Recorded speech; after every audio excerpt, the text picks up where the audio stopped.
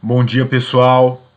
Então, no dia de hoje a gente vai começar aí a falar sobre os miriápodas, que são aí os animais popularmente conhecidos como piolho de cobra, centopeia, lacraia. A gente vai falar um pouquinho deles hoje. Então, se a gente olhar aqui, né, na filogenia dos panartrópodas, vocês vão ver que eles estão aqui, ó, como grupo irmão dos pancrustáceas, né? E eles estão dentro aqui de um clado chamado mandibulata. Então aqui a gente consegue ver mais de perto, né? A gente pode ver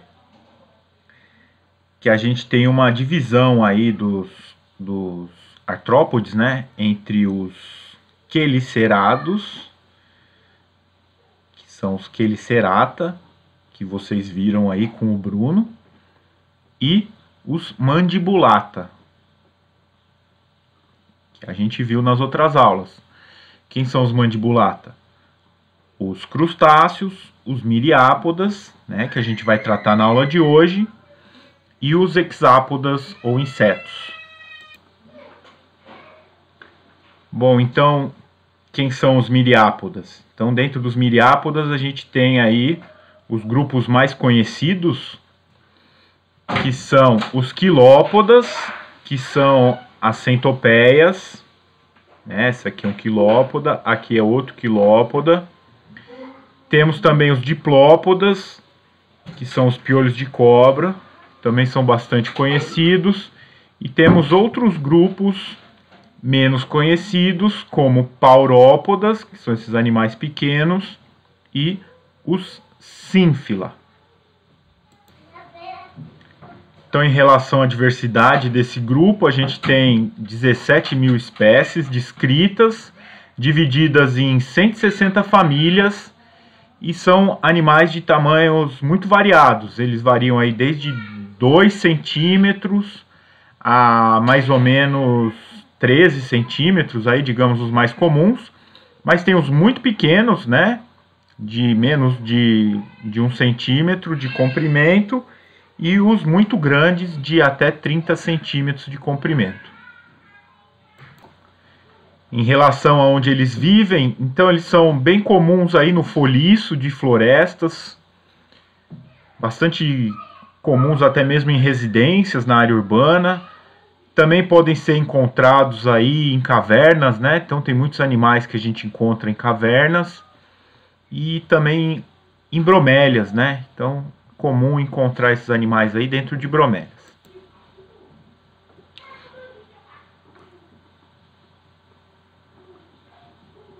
Em relação aos hábitos alimentares desses organismos, então eles podem ser fitófagos, detritívoros, saprófagos ou predadores. A gente conhece bem as centopeias, né, como predadores, e os piolhos de cobra aí como detritívoros, né?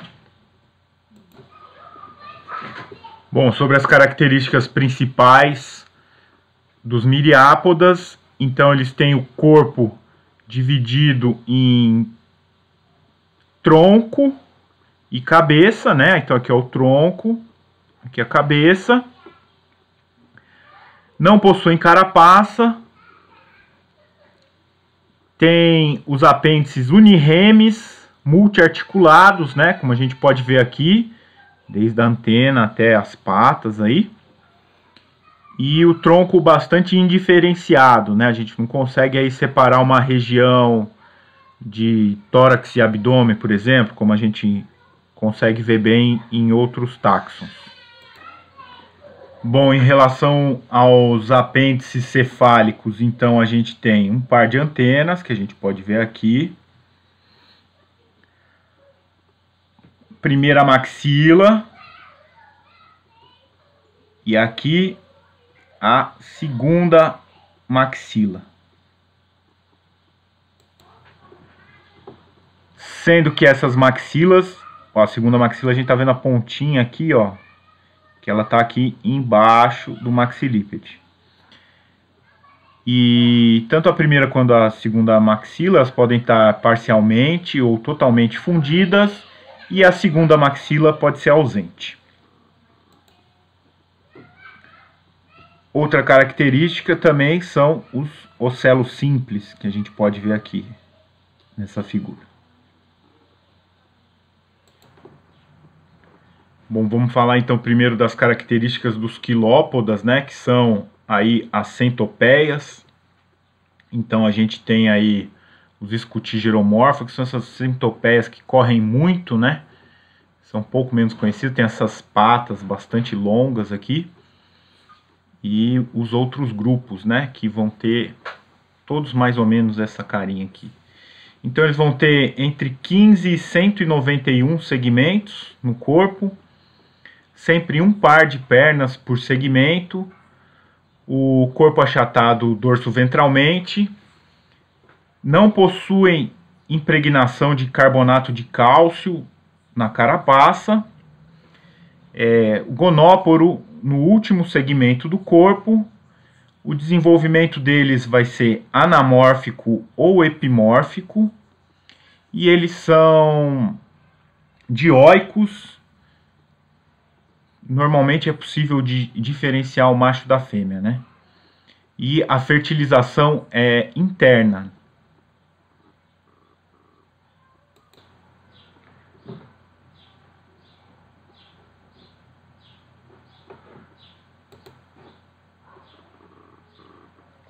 Bom, continuando aí falando dos quilópodas, né? Então eles possuem a cabeça achatada, como a gente pode ver aqui, né? Forcípula, que é essa perna modificada, né, para injetar veneno. Forcípula com glândulas de veneno. Mandíbula, que a gente não consegue ver aqui na foto, que ela está coberta pelas maxilas, né? 2 pares de maxilas fundidas. Antena simples, que a gente pode ver aqui e aqui também.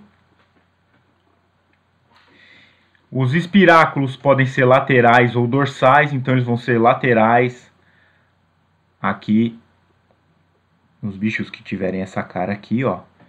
E nos escutigeromorfos eles são dorsais, então a gente vai ver aqui, ó, nessa linha preta aqui em cima do corpo, uns furinhos, né, em alguns dos segmentos que são os espiráculos.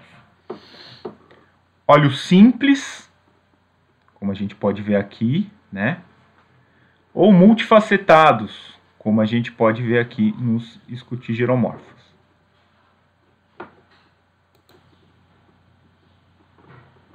Bom, vamos falar agora então da classe diplópoda, né? Que são os bichos que tem essa cara aqui, ó, que a gente costuma chamar de piolho de cobra.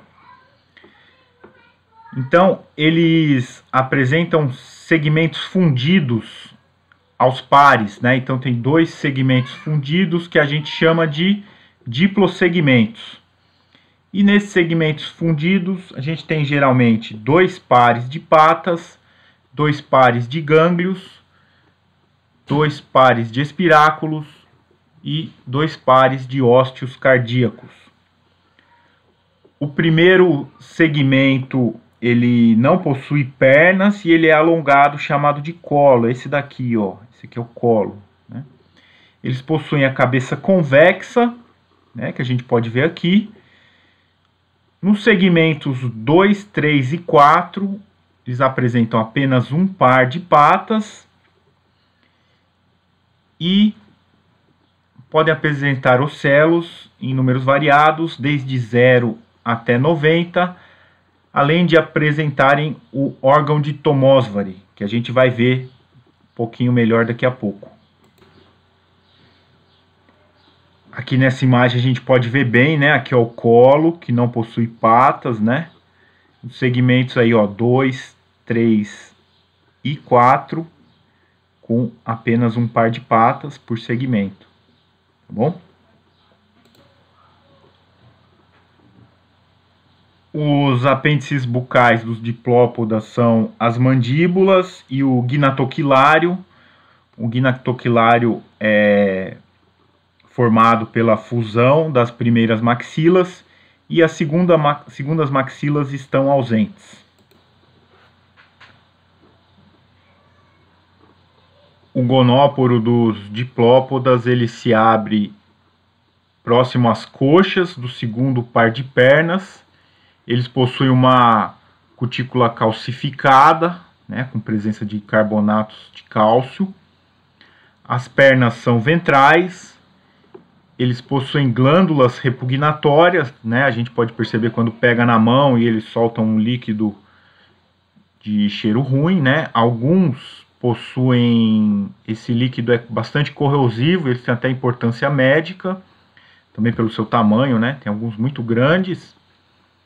Eles são dioicos e apresentam gonópodes no sétimo diplosegmento. Gonópodes são pernas especializadas na transferência de esperma, né, que eles usam durante a cópula, e seu desenvolvimento é anamórfico. Bom, pessoal, agora vamos falar então da classe Sínfila, que são esses animais aqui, ó, são pequenos, têm de 0,5 a 8 milímetros de comprimento, são pálidos, né, não apresentam uma cor que se destaca, não possuem olhos, possuem antenas bastante longas, possuem um par de mandíbulas e 2 pares de maxilas, sendo as primeiras maxilas parcialmente fundidas e a segunda maxila totalmente fundida. Apresentam um único par de espiráculos lateralmente à cabeça e o tronco com 14 segmentos. Bom, os Sínfila possuem o último segmento fundido ao telson, 12 pares de patas,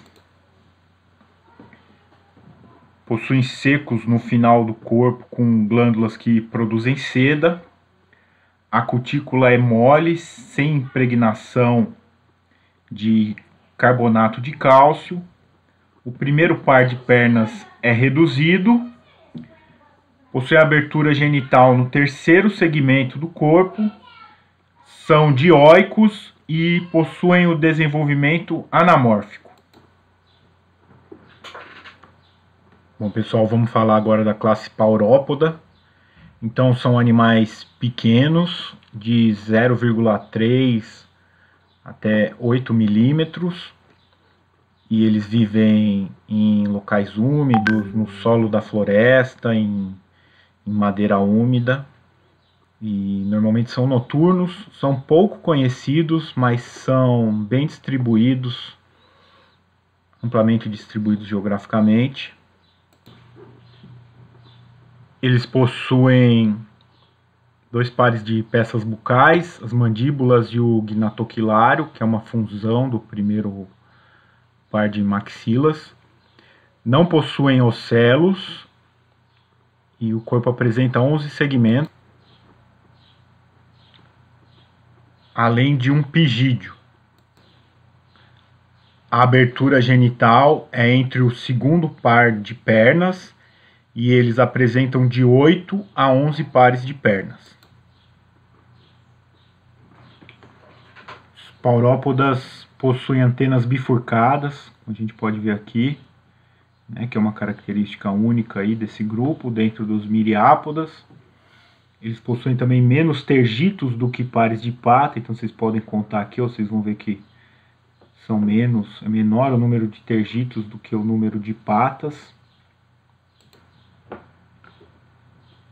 O sistema traqueal pode ser presente ou ausente, dependendo do táxon, e devido ao seu tamanho diminuto não possuem sistema circulatório e possuem desenvolvimento anamórfico.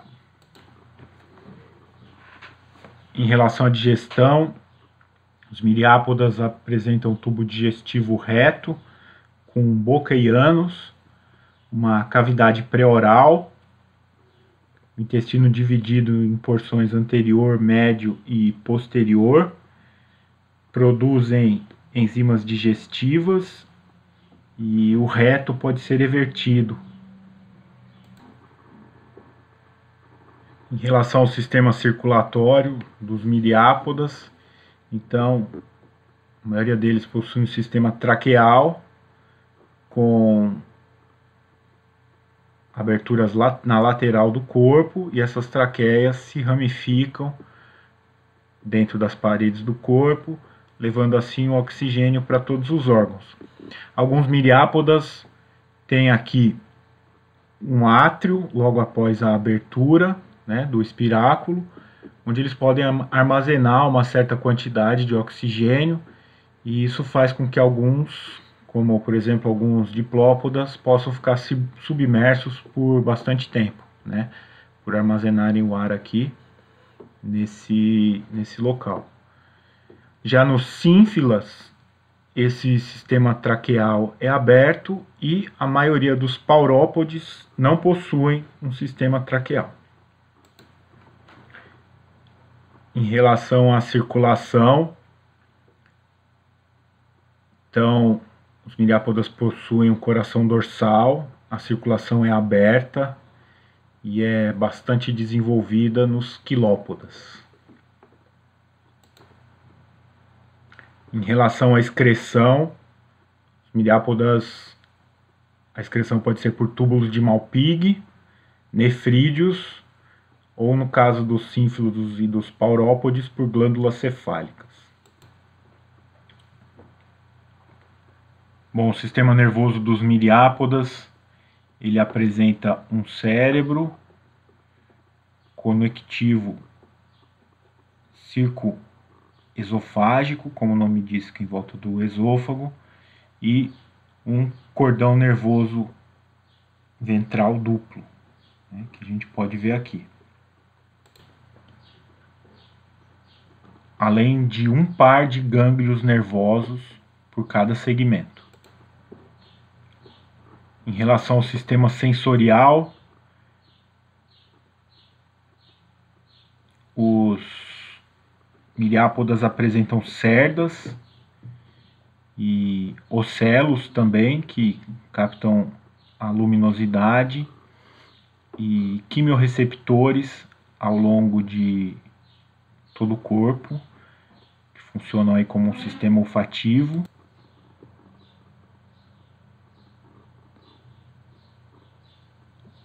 Além das cerdas, que podem ser tanto quimiorreceptoras como mecanorreceptoras, muitos miriápodas apresentam tricobótrias, que são mecanorreceptores extremamente sensíveis, que podem perceber aí fracas correntes de ar. Outro órgão importante do sistema sensorial de alguns miriápodos é o órgão de Tomosori, que é esse daqui, e ele está presente aí em alguns táxons, e ainda é um pouco desconhecida a sua função, mas acredita-se que ele seja aí um receptor que atue na percepção da temperatura, umidade, eletricidade e pressão. Em relação à reprodução dos miriápodas, existem duas maneiras básicas de cópula: pela produção de espermatóforo com um fio guia de seda, só nos polixênida, né, que acontece esse tipo de reprodução, e nos outros grupos ocorre transferência do esperma através do gonopódio, que é essa pata modificada que vocês estão vendo aí na figura, que o macho consegue transferir então seu esperma para a espermateca da fêmea. Em relação ao desenvolvimento, ele pode ser direto ou indireto, dependendo do táxon. Bom, em relação aos maiores miriápodas que já existiram, então o principal é esse aqui, né, do gênero Arthropleura, que podia chegar a mais de 2,5 metros de comprimento, né? Então aqui vocês veem a comparação com uma pessoa, né? Maior que uma pessoa. Em relação aos grupos atuais, a gente tem aí a maior quilópoda, né? A Scolopendra gigantea, que é essa aí que está na figura, que ela come vários invertebrados e até muitos vertebrados, como pequenas cobras, lagartos, ratos, né? E até mesmo morcegos, né? Ela tem uma estratégia de capturar morcegos que ela sobe no teto da caverna, né? E se pendura, e quando o morcego passa, ela agarra e mata com as suas presas aí de veneno, né? E se alimenta desse morcego. Em relação aos diplópodas, a gente também tem esse diplópoda africano aqui, né? Bastante grande, pode chegar até 30 centímetros de comprimento, né? Então, mais ou menos aí do mesmo tamanho da maior quilópoda.